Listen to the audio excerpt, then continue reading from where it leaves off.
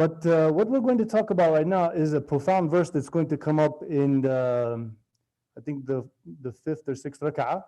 And that is Allah is talking about the creation of the heavens and the earth. هو الذي خلق السماوات والأرض في ستة أيام وكان عرشه على الماء.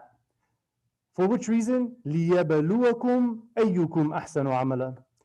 And this comes up more than one place in the Quran, and it carries profound implications for who we are and what we're about. What is our purpose in life? So the ayah is basically saying that He is the one who has created the entire heavens and everything in the earth. He did that through 6 periods of time. And now we know when we talk about 6 periods of time, we're talking about billions of years, right? Because the word ayyam in Arabic, yawm, it's historically it means a period of time. And we know in the Quran, one day can be like how many years? 50,000. And in some case, 1,000, depending on the situation. Allah is not bound by time, correct? So He can do whatever He wants, and a day can be 1,000,000 years or 1,000,000,000 years. You see what I'm saying? And so in those 6 periods of time, He created the heavens and the earth. And then it says that His throne was set on water. And so the scholars have this opinion that before the creation of the heavens and the earth, there was a throne on water, and that water is the original substance that was created. And that carries profound implications. That's not what we're here to talk about. That will take us into a whole other direction, inshallah. So he says, all of the creation in the heavens and the earth was for one reason. Anybody know? لِيَبَلُوَكُمْ أَيُّكُمْ أَحْسَنُ عَمَلًا. To test you, human beings, which among you is the best and the most beautiful and excellent in work? In work. What kind of work? Managing the shop, being the doctor or engineer or whatever it may be? Could be. Depends on why you're doing that work and how well you do it and what kind of example you set. You see what I'm saying? So he didn't say أكثر عملا. He didn't say the most work, right? And so when the Prophet ﷺ, when he was asked about what is the best among the work as a believer, he says the best of it, ad-da'im, right?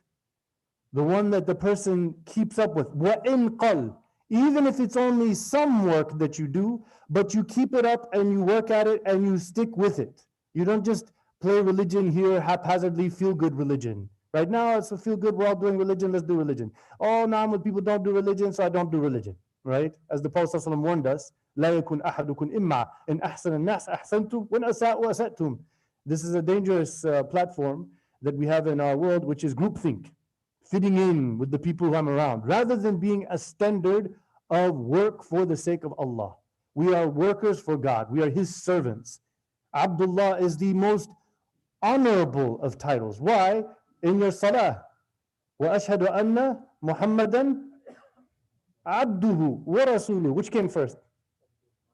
To be the servant of God is the best thing we could be. So we have to see ourselves in this way. When we wake up in the morning, we have to feel that we are in a state of grateful praise for being given another breath of life, to be able to see a new day, to walk in the divine light that we are blessed with. We have to feel that feeling. And then when we go do what we do, we need to make whatever we do an act of worship. How can you make anything an act of worship? Anybody know? By your intention. How would your intention always be with Allah? What is it? A dhikr. If you are in the remembrance of Allah. So one of the Prophet ﷺ was asked, what is the greatest of deeds? He said, dhikrullah wa ma walah. Right? The best of deeds is the remembrance of God and that which is cultivating a good relationship accordingly. That you're doing things in the remembrance of God. And so when you have that constant feeling of, I'm a worker for Allah, every day, throughout my day, what can I do? If I see somebody in need, if I see somebody struggling, I smile at them, I take them by their hand, inshallah, after COVID. And we embrace a life of divine servitude.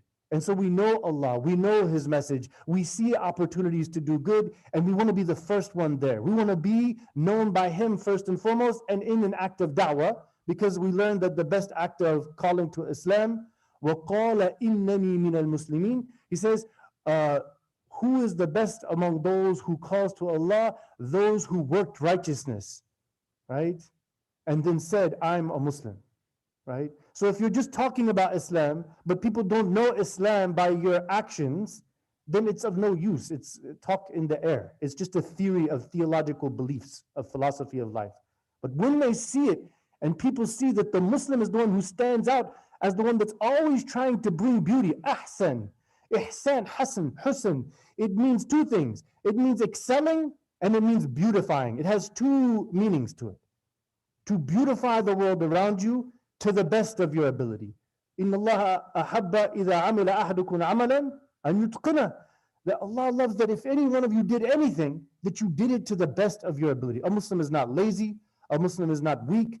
A Muslim is not confused or heedless. A Muslim is very consciously, mindfully aware in his service, subhanahu wa ta'ala. So may Allah bless us all to be his servants, and that we may leave this world having beautified this world and earned a place in, as he says, وَهَلْ جَزَاءُ الْإِحْسَانِ إِلَّا الْإِحْسَانِ. So inshallah we'll continue with the Tarawih inshallah.